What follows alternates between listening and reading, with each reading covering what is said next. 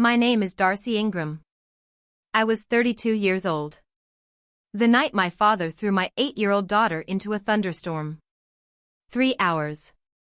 That's how long Lily sat inside a storm drain before someone found her. 3 hours of freezing rain. 3 hours of thunder rattling concrete pipes beneath her body. 3 hours clutching her backpack like it was the last safe thing left in the world. She was 8. 52 pounds. And my father shoved her through the front door like she was an animal that stopped belonging to the family. Interesting thing about family betrayal. Sometimes it doesn't happen because people hate your child. Sometimes it happens because protecting another child matters more to them. What my father said when he saw me sitting beside Lily's hospital bed later that night changed everything permanently. But honestly, by then, I had already started building the case that would dismantle my entire family structurally. The paperwork existed before the storm. The evidence existed before the ambulance. The thunderstorm just forced the truth into public view. I joined the army at 18. Not because I dreamed about uniforms. Not because I loved patriotic speeches. Because it was the only exit my father couldn't lock. Ray Ingram believed daughters should stay close. Marry early. Keep quiet. Need less. My sister Jenna fit his blueprint perfectly. She married at 21. Had Tyler at 22. Bought a house 11 minutes from my parents. Dad smiled at her wedding like he personally invented happiness. Then there was me. ROTC. Officer Candidate School. Fort Campbell. Logistics Command. Every promotion I earned sounded to my father like disobedience wearing medals. By 25, I was pregnant. The father disappeared 6 months later. Civilian contractor. One handwritten note. I'm not ready. Interesting thing about abandonment. People always imagine it dramatically. Doors slamming. Screaming matches. But honestly? Sometimes abandonment is just silence left sitting in an apartment beside unpaid rent. I raised Lily alone. Base housing. Meal plans. Deployment schedules. Childcare rotations. Every exhausted military parent compromise imaginable. And honestly? We were okay. Not wealthy. Not stable in the traditional sense. But safe. Safe mattered most. Then Kuwait happened. 9-month rotation. 72 hours to finalize my military family care plan. Every deployed parent knows that form. Choose a caregiver. Sign temporary custody paperwork. Hand your child to someone else and hope your instincts aren't lying to you. My parents volunteered immediately. Of course we'll take her, my mother said warmly. Interesting sentence now. Because sometimes the people most eager to help are the least qualified emotionally to do it safely. I convinced myself Lily would benefit from structure. Backyard. School district. Grandparents. Stability. I signed everything. Temporary guardianship. Medical authorization. Monthly transfer of $1,200 directly into my parents' account. Childcare. Food. School supplies. My father never mentioned the money once. Interesting omission. Because later I discovered he never told Jenna about it either. To my sister, Lily looked like charity. Not responsibility being financially supported by her actual mother. Tyler already practically lived at my parents' house by then. Bedroom. Rocket-shaped nightlight. Baseball posters. Permanent space. Lily got the guest room. Pull-out couch. No curtains. I didn't know that initially. Lily never complained. That should have worried me more. Children stop complaining once they realize nobody plans to change anything. The night before deployment. I clipped Lily's military-dependent ID card into her backpack pocket. "This tells people how to find Mommy," I explained. She traced the plastic edges quietly. Then asked, "What if Grandpa gets mad again?" Again. Interesting word. Because children reveal danger accidentally long before adults are willing to recognize it. I stopped packing immediately. "What do you mean again?" She shrugged. 8-year-old shrug. The kind children use when they already know honesty makes adults uncomfortable. "He just yells sometimes." "About what?" "Like if Tyler breaks stuff and Grandpa thinks I did it." Interesting. Because blame had already found its permanent direction inside that house. I should have canceled deployment right there. Honestly? I replay that moment constantly. But military parents survive on rationalization sometimes. I told myself strict wasn't dangerous. I told myself loud wasn't abusive. I told myself Lily was safe. I was wrong about one of those things. Kuwait was heat and exhaustion and endless beige horizons. 12-hour shifts. Supply chain coordination. Fuel manifests. Convoy schedules. I scheduled weekly video calls during Lily's lunch breaks. Interesting pattern emerged almost immediately though. My mother never left Lily alone during calls. Ever. Always hovering nearby. Adjusting cameras. Interrupting conversations. "She's adjusting fine." Interesting phrase.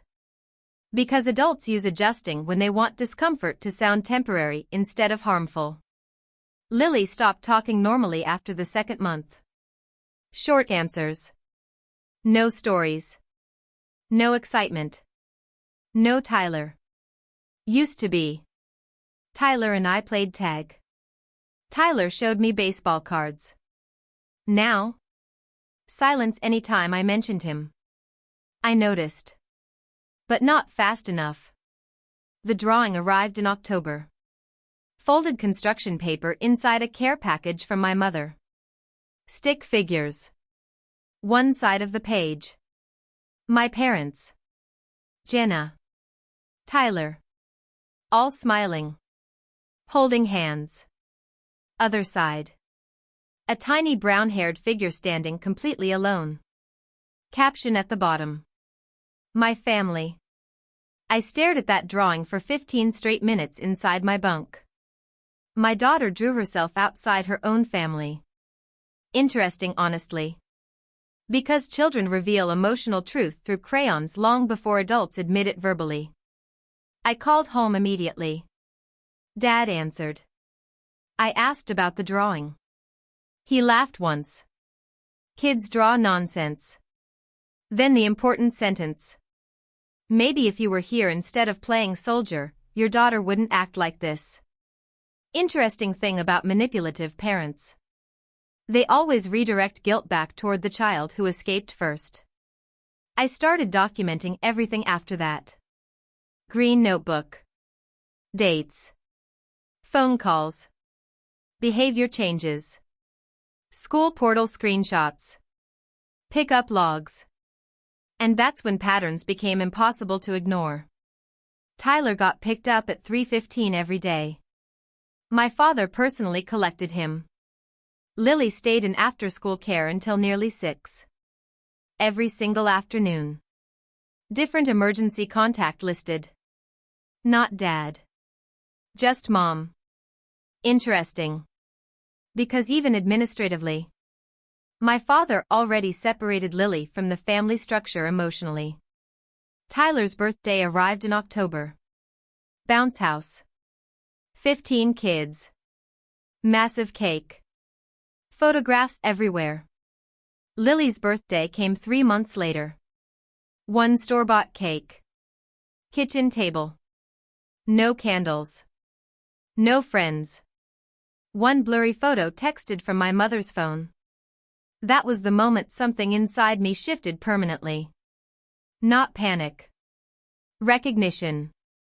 Because suddenly, I stopped worrying whether Lily felt excluded.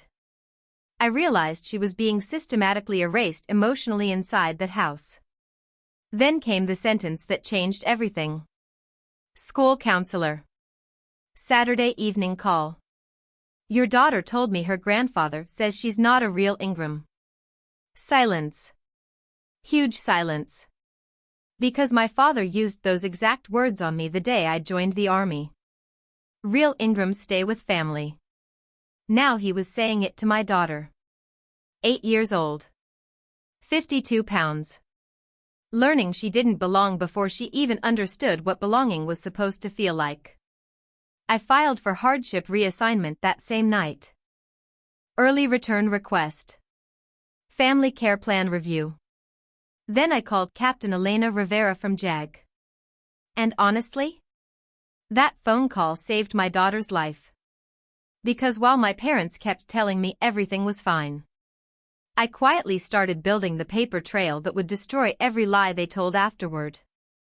And 3 weeks before my reassignment officially cleared, Tyler told the lie that sent Lily into the storm. Tyler Walsh had been lying about Lily for months. Interesting thing about favored children. They learn very early which adults want their version of events more than the truth. The first lie involved a television remote. Tyler threw it against the wall during a tantrum over a video game. Dad stormed into the room. Tyler pointed at Lily immediately. She did it. Lily denied it. Dad never even looked at her while responding. Stop making excuses. Punishment delivered. Case closed. Interesting system, honestly. Because once adults decide one child is trustworthy, the other child stops being heard entirely. Second lie? Cookies. Mom baked snickerdoodles for Tyler's class party. Half the tray disappeared overnight. Tyler blamed Lily. Reality? He gave them away to neighborhood friends. Mom never investigated. Just told Lily. You need to learn self-control. Third lie escalated things further. Tyler told a teacher Lily called him names during recess. School separated them for a week. No witnesses confirmed anything. Didn't matter. Damage already happened.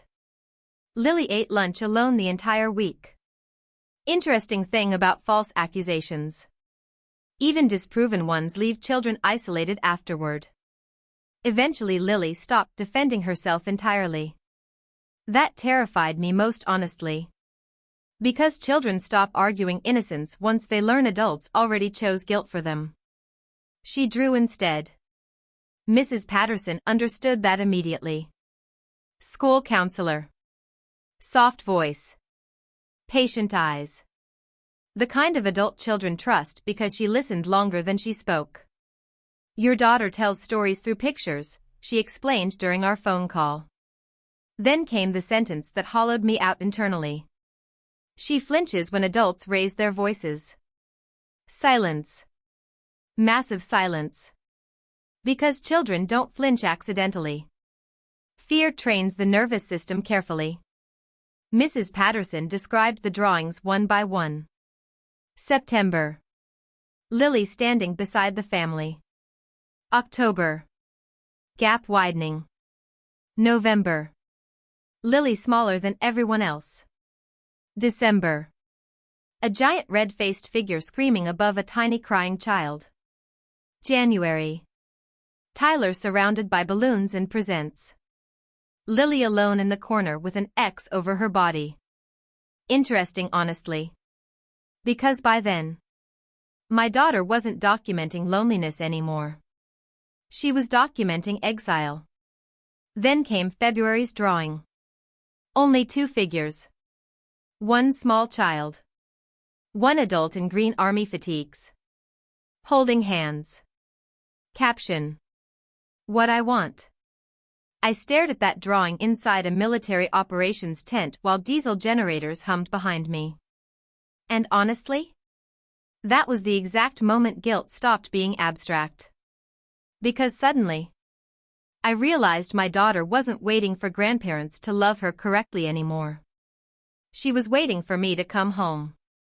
I called Jenna after that. Huge mistake. I told myself it would be calm. Mother to mother. Sister to sister. Reality? 4-minute autopsy of our entire family structure. Lily needs to learn her place, Jenna snapped immediately. Interesting phrase. Because people only talk about place when hierarchy matters more than love. What exactly does that mean? Tyler's been there longer. Longer. Interesting justification for emotional neglect, honestly. He helps Dad in the garage. He follows rules. Lily just hides in her room drawing all day. She's 8. Tyler did chores at 8. Tyler has 2 parents and his own bedroom. Silence. Then Jenna said the sentence I still hear sometimes at night. I told Mom and Dad maybe they should just adopt Lily. Everything inside me went cold. Not emotional cold. Combat cold. The kind military officers get right before decisions become permanent. She needs stability, Jenna continued. Real family structure. Interesting, honestly. Because my sister genuinely believed my motherhood became temporary, the second deployment complicated things. I hung up without another word. Opened my laptop. Started drafting formal custody review notes immediately. No more trusting verbal reassurance. No more assuming family meant safety automatically. Just documentation. Dates. Facts. Evidence. 3 weeks later. Hardship reassignment approved. Colonel Barrett handed me the paperwork personally. Go handle your family, he said quietly. Interesting thing about good commanders. They recognize emergency long before soldiers admit it emotionally. I landed in Nashville 17 hours later. Didn't call my parents. Didn't drive by their house. Checked into a Holiday Inn 12 minutes away instead. Then called Captain Rivera immediately. Don't confront them emotionally, she warned. Go through the system first. Interesting advice. Because every instinct inside me wanted to kick down my parents' front door and take Lily home immediately. But Rivera understood something I didn't yet. Abusive families survive chaos better than accountability. The school came first. Thursday morning. 9:15. Mrs. Patterson waiting beside a thick manila folder labeled Lily Ingram. She spread the drawings across her desk chronologically. Like evidence. Like emotional crime scene photographs. I photographed every single one. Session notes too. 12 pages documenting fear, withdrawal, exclusion. Then Mrs. Patterson quietly said. She stopped drawing her grandparents after December. Interesting, honestly. Because children erase people emotionally before adults notice relationships already died. Afterward. I sat in my rental car gripping the steering wheel hard enough my wrists hurt. 7 months overseas. 7 months trusting the wrong people. And my daughter documented the entire collapse in crayon while adults kept saying, she's adjusting. That afternoon, I parked across from my parents' house before school buses arrived. 3:15. Tyler stepped off first. Dad met him at the curb smiling. Took his backpack. Ruffled his hair. Walked him inside laughing. Door stayed open. 20 minutes later. Second bus. Lily stepped off alone. Tiny backpack. Hair damp from rain. She walked to the front porch.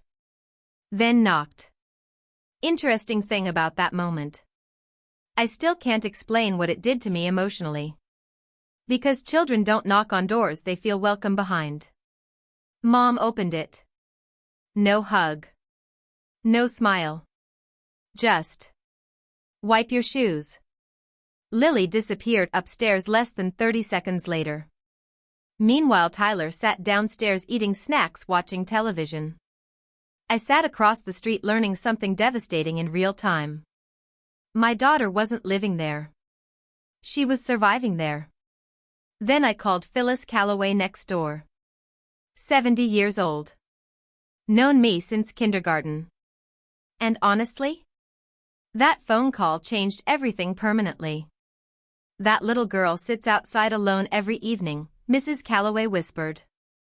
Your father yells at her constantly. Pause.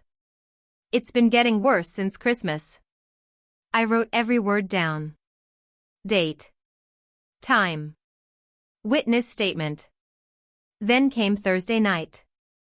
7:15 p.m. Kitchen lights glowing through the rain. I parked in the driveway intending to finally walk inside. Then I heard Dad screaming through the front door before I even got out of the car. I told you to clean up after dinner. Lily's tiny voice answered carefully. I did, Grandpa. Don't talk back to me. Staircase creaking afterward. Then silence. My hand wrapped around the car door handle. Every cell in my body screamed. Go get her. But Rivera's warning replayed louder. If you confront them now, they'll call you unstable. So I backed out of the driveway instead. Hardest decision of my life, honestly. I called Rivera immediately afterward. File the revocation paperwork first thing tomorrow morning. Done. Then came the sentence that haunts me most. What if something happens before then? Rivera paused. Then answered carefully. Then you call 911 first. Me second. Interesting thing about timing. Sometimes disaster waits exactly long enough for paperwork to almost protect someone. But not quite. Because while I sat awake inside that hotel room staring at the ceiling, the storm rolled into Tennessee. And inside my parents' house, Tyler told the lie that would nearly kill my daughter. The storm started at 8:43 p.m.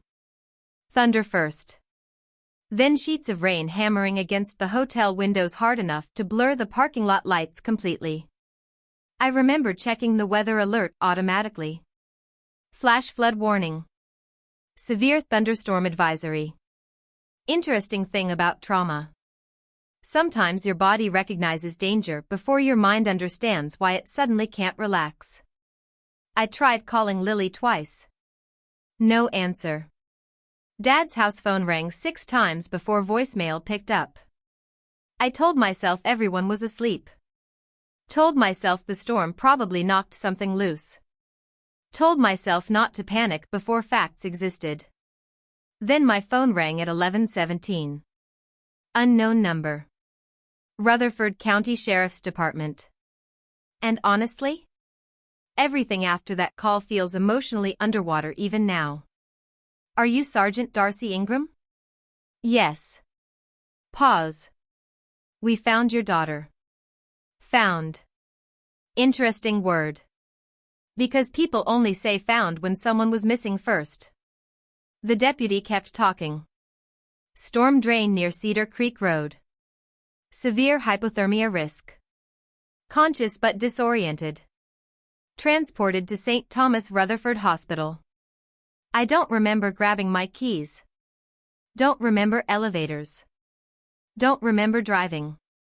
Only rain. Endless violent rain exploding across the windshield while my brain kept replaying one impossible sentence. We found your daughter. Hospital waiting rooms always smell strangely identical. Coffee. Disinfectant. Fear. I reached pediatric emergency soaked through completely. Combat boots leaving rainwater across polished floors. Deputy Nolan met me near the nurse's station. Mid-50s. Quiet eyes. The kind officers develop after seeing too many terrible nights. She's alive, he said immediately. Interesting thing about emergency responders.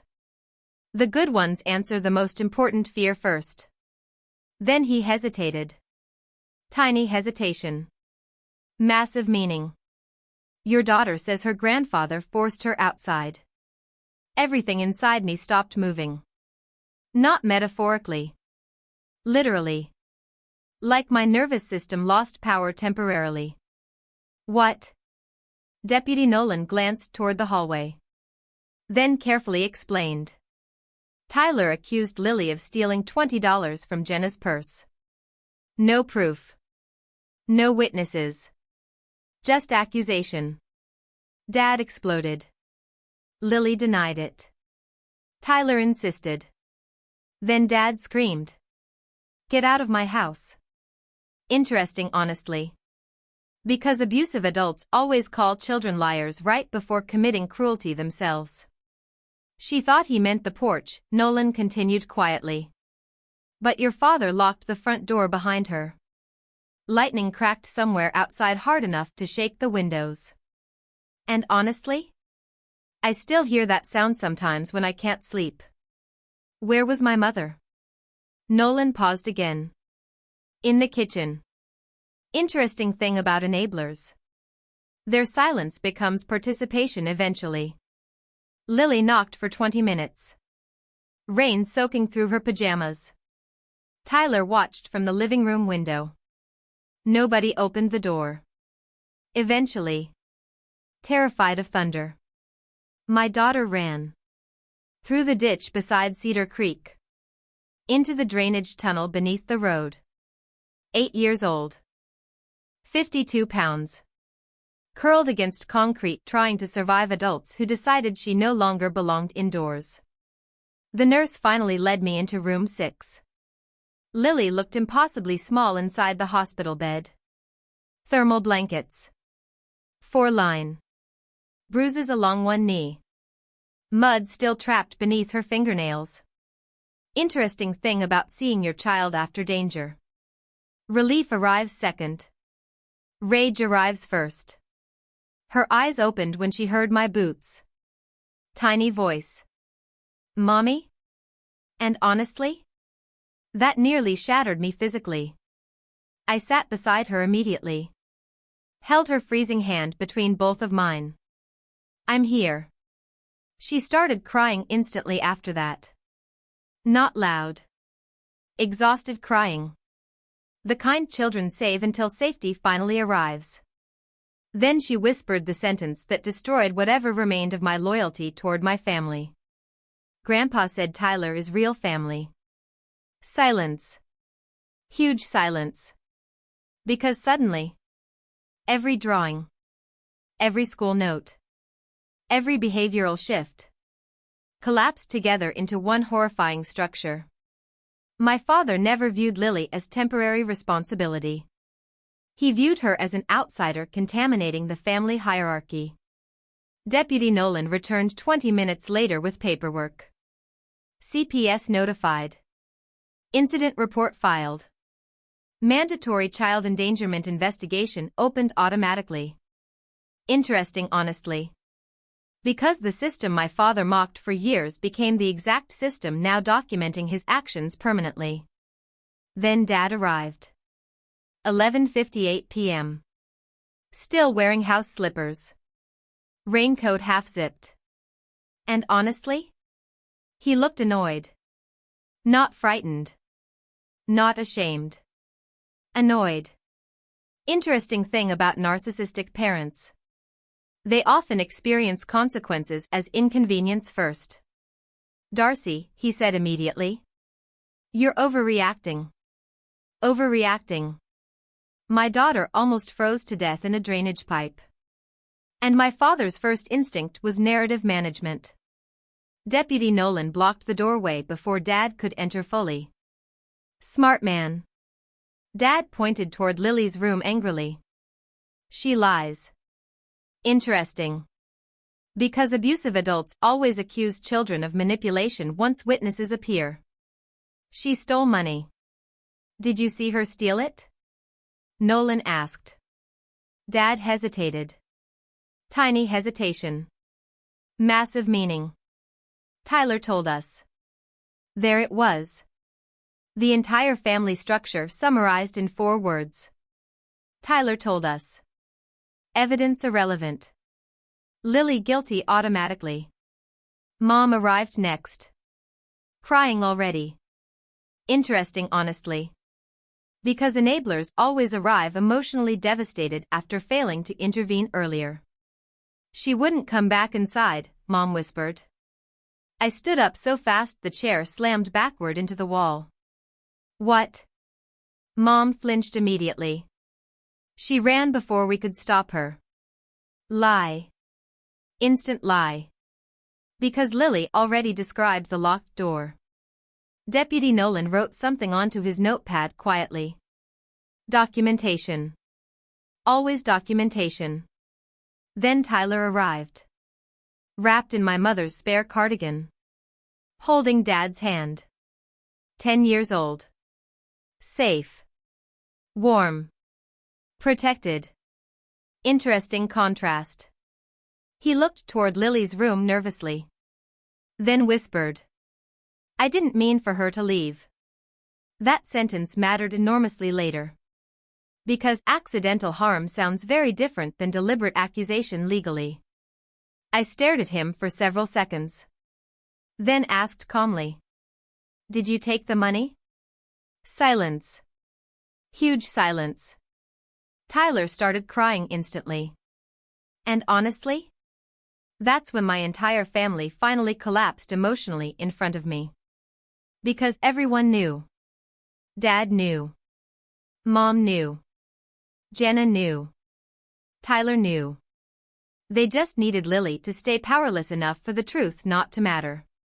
Yes, Tyler whispered finally. $20. A child nearly died over $20 and favoritism. Interesting thing about scapegoat children. They're punished for preserving family illusions more than actual behavior. Dad exploded immediately afterward. At least Tyler tells the truth eventually. I think Deputy Nolan stopped breathing for a second. Honestly? I might have too. Because even then, even after the hospital, even after the storm drain, my father still protected the preferred child first. Then came the sentence.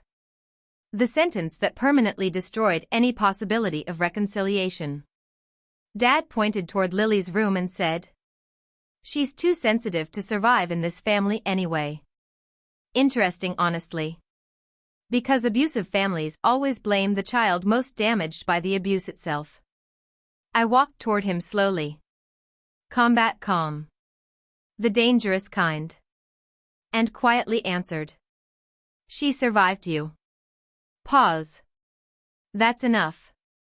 Deputy Nolan escorted my parents out 15 minutes later. Dad still arguing.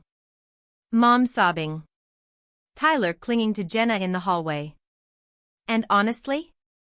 Watching them leave felt less like losing family and more like watching a structure finally reveal what it always was underneath the paint. Captain Rivera arrived at 1:14 a.m. Civilian clothes. Legal folder tucked beneath one arm. The moment she saw Lily.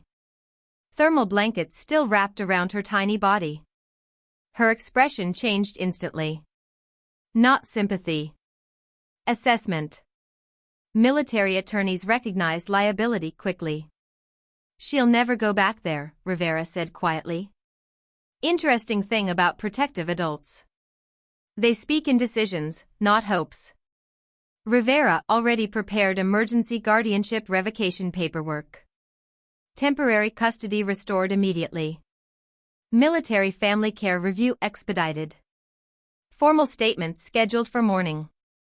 Then she asked me one question. Do you want criminal charges? I looked through the hospital room window toward the storm still raging outside. Thought about Lily knocking on a locked door while thunder shook the neighborhood. Thought about my father choosing Tyler over truth over and over again. Then answered honestly. Yes. Because by then, this wasn't family conflict anymore. It was documented child abuse. Child Protective Services arrived at 7:12 the next morning. Interesting thing about abusive families. They usually believe consequences stop at emotional damage. They forget institutions exist. 2 investigators. 1 sheriff's deputy. clipboards, evidence folders, and photographs of the storm drain printed before sunrise. By then, the weather had cleared completely. Bright Tennessee sunlight. Birds outside the hospital windows. Interesting, honestly.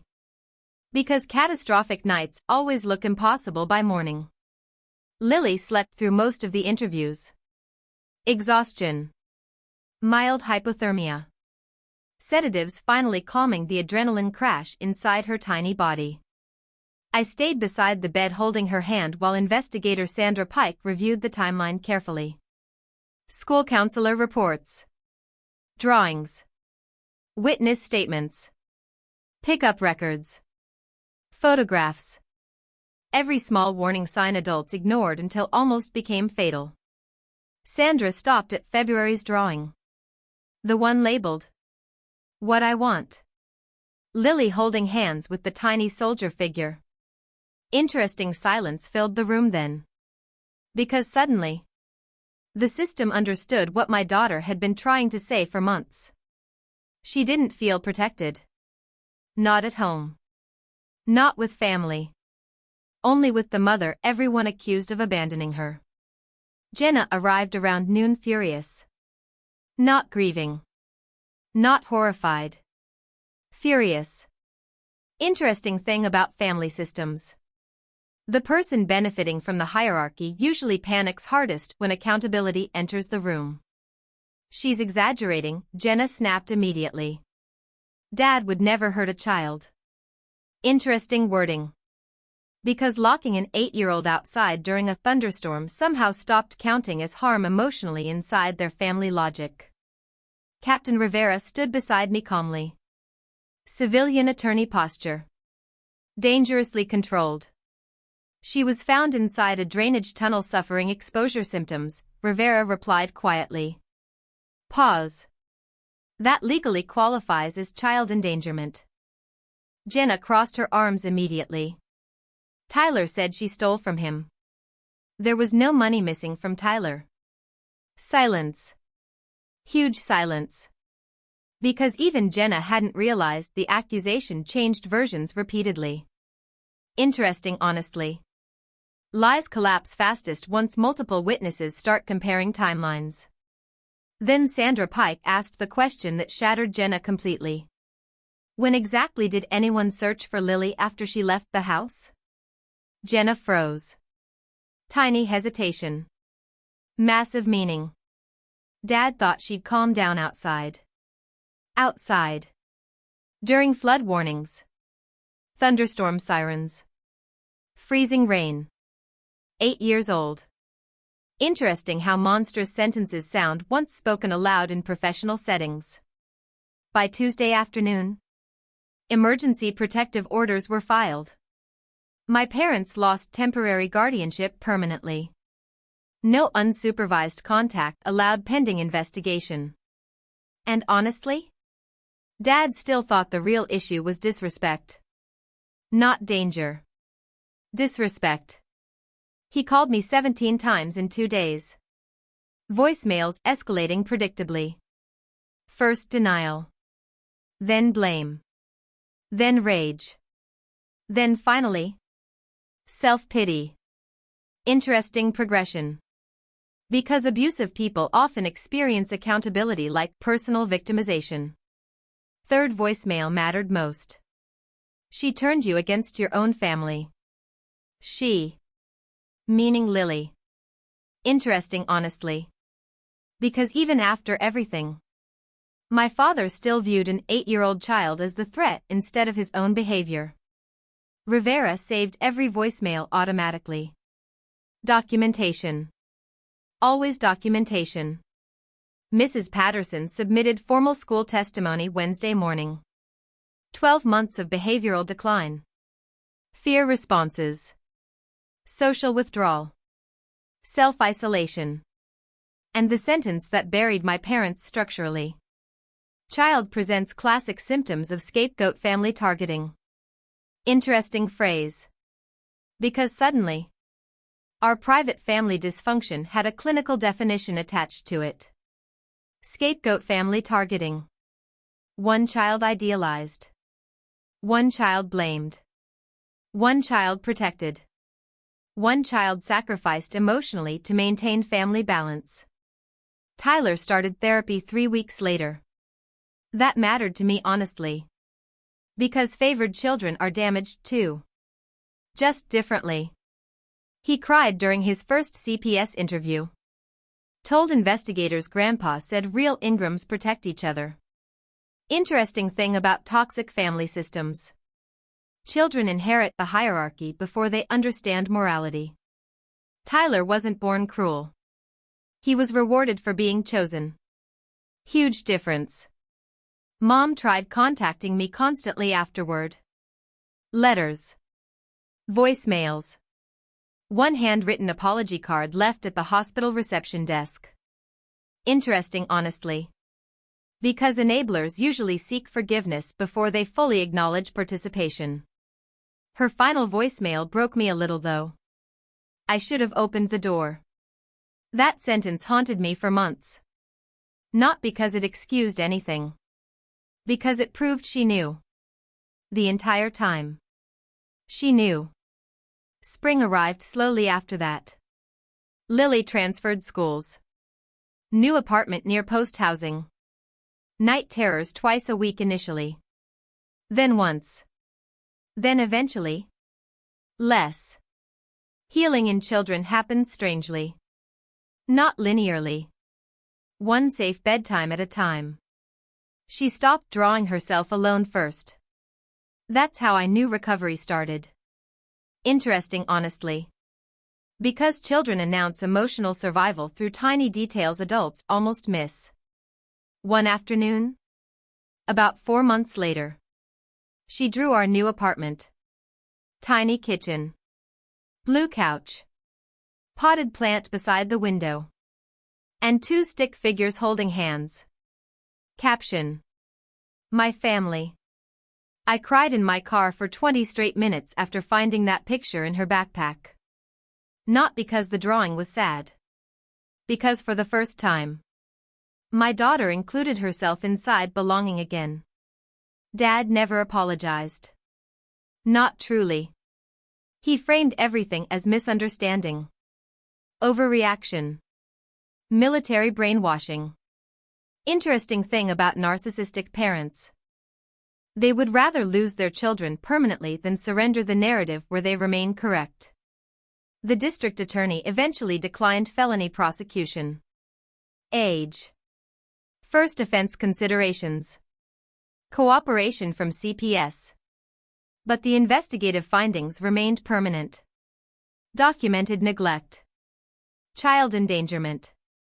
Unsafe guardianship conditions. And honestly, that mattered more than jail to me. Because abusive families survive through denial. Documentation destroys denial permanently. I retired from active duty 2 years later. Logistics consulting. Civilian life. Soccer practices. Homework battles. Ordinary peace. The kind I once thought sounded boring. Now honestly? Ordinary peace feels miraculous. Last spring, Lily asked me something while we planted tomatoes on our apartment balcony. Why didn't Grandpa love me? Interesting thing about children healing. Eventually they stop asking what happened. They ask why. And honestly, that question terrified me more than combat zones ever did. Because children deserve answers adults usually spend entire lifetimes avoiding. I put the gardening shovel down carefully. Then told her the truth. Some people only know how to love children who make them feel powerful. Pause. But real love protects people who are smaller than you. Lily thought about that seriously. Then quietly asked. Like you did? And honestly? I almost broke apart right there beside those tomato plants. Because for months, I blamed myself for deploying. For missing warning signs. For trusting the wrong people. But hearing my daughter describe me as safety instead of absence changed something inside me permanently. The last time I saw my father, He stood across a grocery store parking lot holding Tyler's baseball bag. Older suddenly. Smaller too. Interesting, honestly. Because men who build families through fear eventually look confused when nobody visits voluntarily anymore. He looked at Lily. Then at me. Like he wanted to speak. Explain. Rewrite. But there are some storms language can't undo afterward. So he stayed silent. And honestly? That felt appropriate. Because the loudest people in toxic families usually leave the quietest endings behind them. The drainage tunnel still exists near Cedar Creek Road. Concrete pipe beneath the highway shoulder. Every time heavy rain hits Tennessee, I think about my daughter curled against cold concrete clutching her backpack while thunder shook the ground above her. And I think about something else too. Children don't remember families by bloodlines. They remember who opened the door. And who left it locked.